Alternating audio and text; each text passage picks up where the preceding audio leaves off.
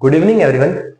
एक बार फिर से स्वागत है आपका केमिस्ट्री की इस क्लास में। और हम आज पढ़ेंगे थर्मोडायनेमिक्स के बारे में। थर्मोडायनेमिक्स क्या है और उसके नियम क्या है। तो सबसे पहले मैं बात करूं तो थर्मोडायनेमिक्स यानी कि उष्मागतिकी और उष्मागतिकी के नियमों की अगर हम बात करें तो उष्मागतिकी के टोटल 4 नियम है।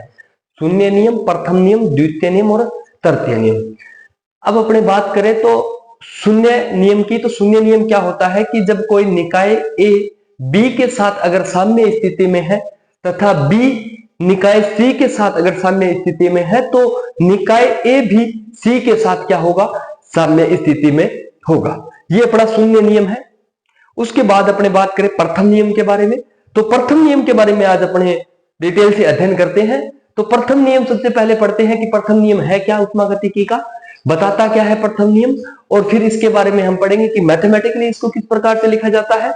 और फिर उसके बाद में अगर इसका अवकलज रूप लिखा जाए तो वो किस प्रकार से लिखा जाएगा। तो सबसे पहले मैं बात करूं कि बेसिकली मोटा मोटी कि प्रथम नियम है क्या। थर्मोडायनेमिक्स का जो फर्स्ट लॉ है वो बेसिकली है क्या, या उष्मागतिकी का प्रथम नियम है क्या।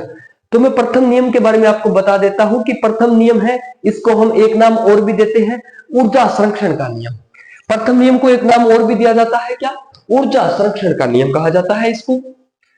ऊर्जा संरक्षण का नियम क्या है सर, कहने का मतलब ये है कि जो ब्रह्मांड है इसकी ऊर्जा संरक्षित रहती है। संरक्षण का मतलब ये हो गया कि ऊर्जा को ना तो नष्ट किया जा सकता और ना ही ऊर्जा को उत्पन्न किया जा सकता। बेसिकली यही उष्मागतिकी का प्रथम नियम है कि इस नियम के अनुसार ऊर्जा को न तो नष्ट किया जा सकता और न ही उत्पन्न किया जा सकता। अरे क्या बात कर रहे हो सर, झूठ बोल रहे हो आप तो, है ना। झूठ बोल रहा हूं भाई, मैं सीधी सी बात है, झूठ बोल रहा हूं। ऊर्जा तो उत्पन्न की जाती है। अरे विद्युत विद्युत ऊर्जा, सर झूठ बोल रहे हो आप तो, बिल्कुल साफ झूठ बोल रहे हो। कोयले से विद्युत ऊर्जा बनाई जाती है सर, पवन चक्की से विद्युत ऊर्जा बनाई जाती है सर। हाँ बता रहा हूं मैं, तो बनाई जाती है बिल्कुल। और 1 मिनट पहले ही मैंने ये बोल दिया कि ऊर्जा को ना तो उत्पन्न किया जा सकता और ना ही नष्ट किया जा सकता। तो फिर सर आप झूठ कैसे बोले। अरे देखिए, पवन चक्की है और पवन चक्की क्या कर रही है, विद्युत बना रही है, तो वो पवन ऊर्जा, अरे पवन चक्की ऐसे ही थोड़ी घूम जाती है, पवन हवा की जरूरत नहीं पड़ती क्या। अरे तो वो पवन ऊर्जा को कौन सी ऊर्जा में बदल रही है, पवन ऊर्जा को विद्युत ऊर्जा में बदल रही है। यानी कहने का मतलब ये था मेरा समझाने का कि ऊर्जा है ना, वो ना तो उत्पन्न होती है ना नष्ट होती है, ऊर्जा का सिर्फ रूप बदलता है। ऊर्जा को हम एक रूप से दूसरे रूप में रूपांतरित कर सकते हैं, परिवर्तित कर सकते हैं। ऊर्जा को ना तो हम बना सकते और ना ही ऊर्जा को नष्ट कर सकते। अरे ऊर्जा को ना तो बढ़ा सकते ना ऊर्जा को नष्ट कर सकते, सिर्फ एक रूप से दूसरे रूप में रूपांतरित कर सकते हैं, परिवर्तित कर सकते हैं। यही है अपना उष्मागतिकी का प्रथम नियम, फर्स्ट लॉ ऑफ थर्मोडायनेमिक्स, यही है। ठीक है सर, समझ गए। तो चलिए फिर समझ गए हो तो आगे देखिए इस नियम की दूसरी बात नहीं, सिर्फ दूसरी परिभाषा ही है। अरे जब ऊर्जा को ना तो नष्ट किया जा सकता ना उत्पन्न किया जा सकता, तो इसका मतलब क्या है कि ऊर्जा निश्चित है कि नहीं है। अरे ये पूरा ब्रह्मांड,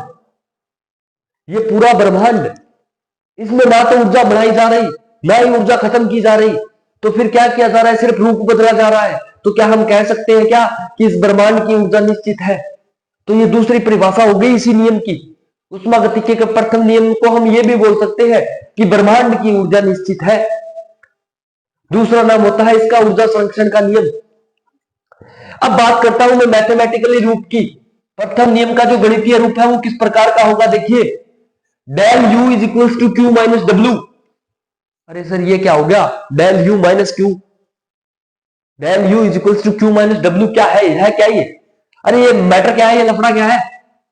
तो देखिए डेल यू, यू क्या होता है भाई, अरे यू क्या होता है, ऊर्जा, या इसी को क्या बोल सकता हूं, अरे यू उष्मा या ऊर्जा, यू। अब अपने यू की अगर मैं बात करूं तो इसको ई से भी लिख सकते हैं भाई, एनर्जी, कोई दिक्कत नहीं है। अब ये डेल यू है, ये ऊर्जा में परिवर्तन है, उष्मा में परिवर्तन है, किसकी वजह से, फाइनल यू माइनस इनिशियल, जो प्रारंभिक ऊर्जा थी और जो अंतिम ऊर्जा थी इसमें से घटा दिया जाए, यू ऊर्जा है, और इस फाइनल ऊर्जा में से किसी भी तंत्र की बात हो रही है, यहाँ पे किसी भी सिस्टम की बात हो रही है, कोई भी तंत्र है, कोई भी सिस्टम है, और उस सिस्टम की अगर फाइनल ऊर्जा में से उसकी प्रारंभिक ऊर्जा, अरे मान लीजिए कोई भी एक तंत्र है, उसकी प्रारंभिक ऊर्जा 20 किलो जूल थी, और उसके बाद हमने उसको हीट दिया, उष्मा दिया, और उष्मा देने के बाद उसकी जो अंतिम ऊर्जा है वो 40 किलो जूल हो गई, तो ऊर्जा में परिवर्तन हुआ कि नहीं हुआ? क्योंकि जो फाइनल ऊर्जा है उसमें से प्रारंभिक ऊर्जा घटा देंगे तो 20 का अंतर आ गया कि नहीं आ गया? वो डेल यू होता है। ये बराबर होगा Q माइनस डब्ल्यू के।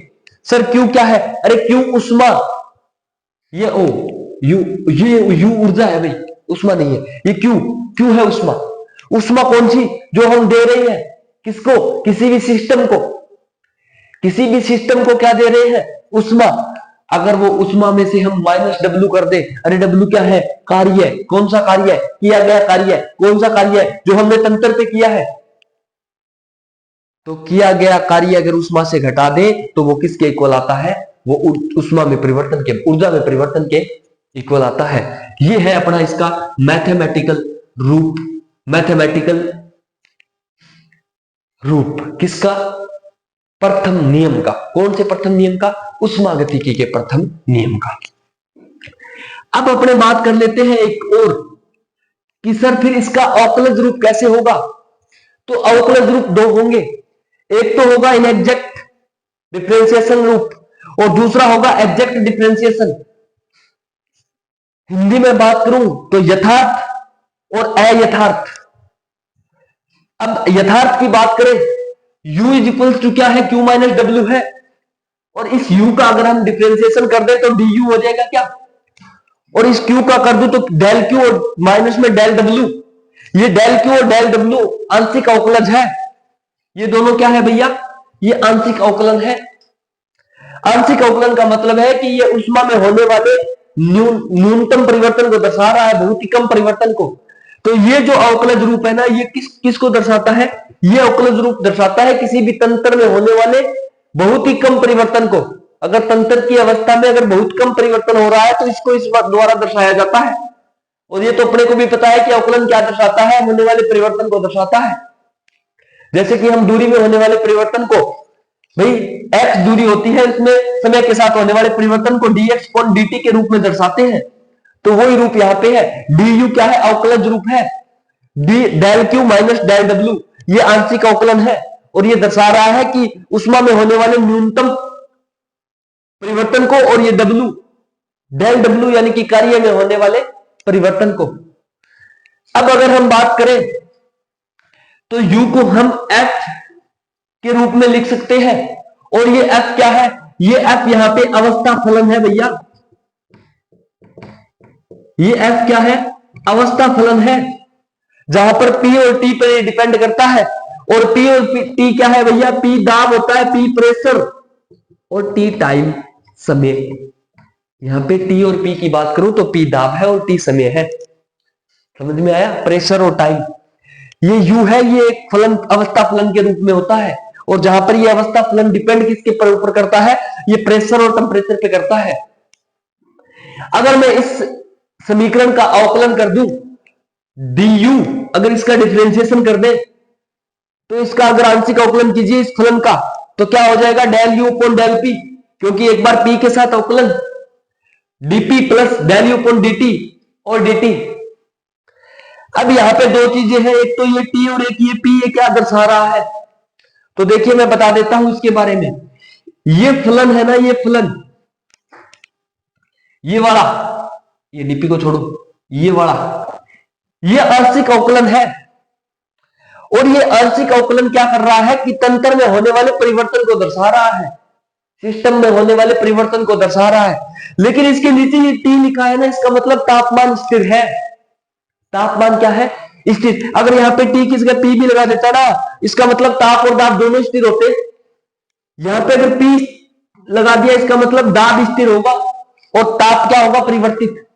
तो देख लीजिए मैंने यहां लिख रखा है, जहां du अपॉन dt एक आंशिक अवकलन है जो स्थिर दाब पर, अरे क्या लिख रखा है यहाँ पे?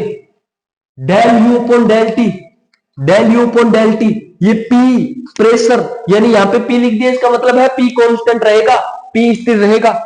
तो स्थिर दाब पर ताप के साथ तंत्र के ऊर्जा परिवर्तन को बताता है, यानी ये यू में जो परिवर्तन हो रहा है किसके सापेक्ष, प्रेशर के सापेक्ष, यानी ऊर्जा में होने वाला परिवर्तन किसके कारण, दाब के कारण, क्योंकि ताप तो यहाँ पे कांस्टेंट है, उसको दर्शा रहा है कौन, ये आंशिक अवकलन, कौन से वाला, ये डी upon dt वाला।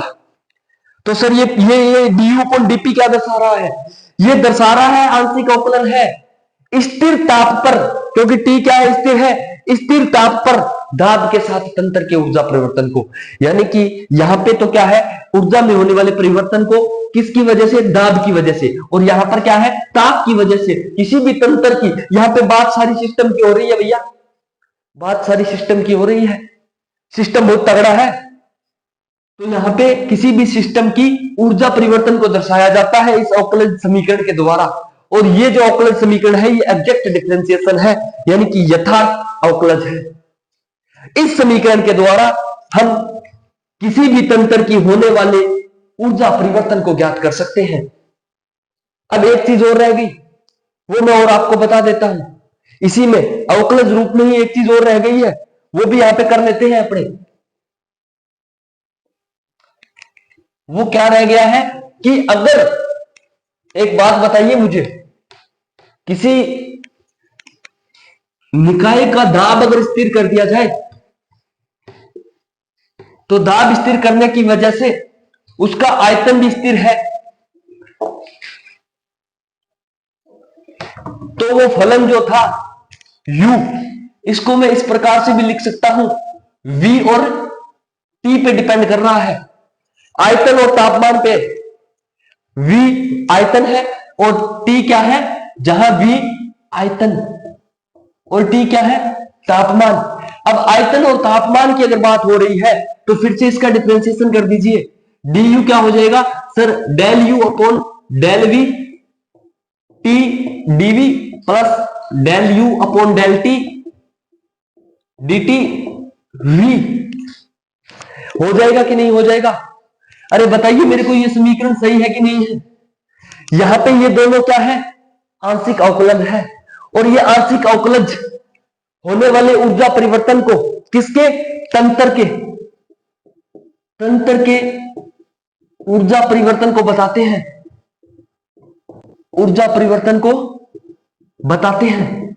कौन बताता है? अरे ये आंशिक अवकलज भैया, ये आंशिक अवकलज, जहां पे ये तो है आंशिक अवकलज जो किसी भी तंत्र की ऊर्जा में परिवर्तन तंत्र के आयतन की वजह से स्थिर ताप पर किसी भी तंत्र का आयतन की वजह से होने वाले ऊर्जा परिवर्तन को बताता है, जबकि यहां पे क्या है, किसी भी तंत्र का ऊर्जा परिवर्तन स्थिर आयतन पर ताप के द्वारा हो रहा है, ये उसको बताता है।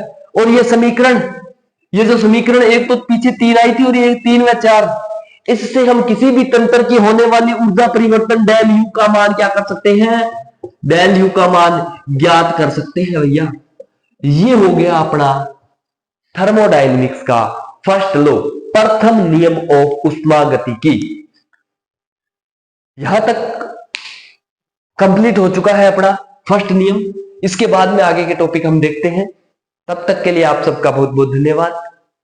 चैनल पे प्लेलिस्ट बनी हुई है, आप जाकर के पीछे के लेक्चर्स देख सकते हो और इस यूनिट को पूरा कवर कर सकते हो। थर्मोडायनेमिक्स फर्स्ट यूनिट है, ऊष्मागतिकी फर्स्ट यूनिट है, ये अपनी बीएससी थर्ड सेमेस्टर और integrated BSc BEd second year के लिए।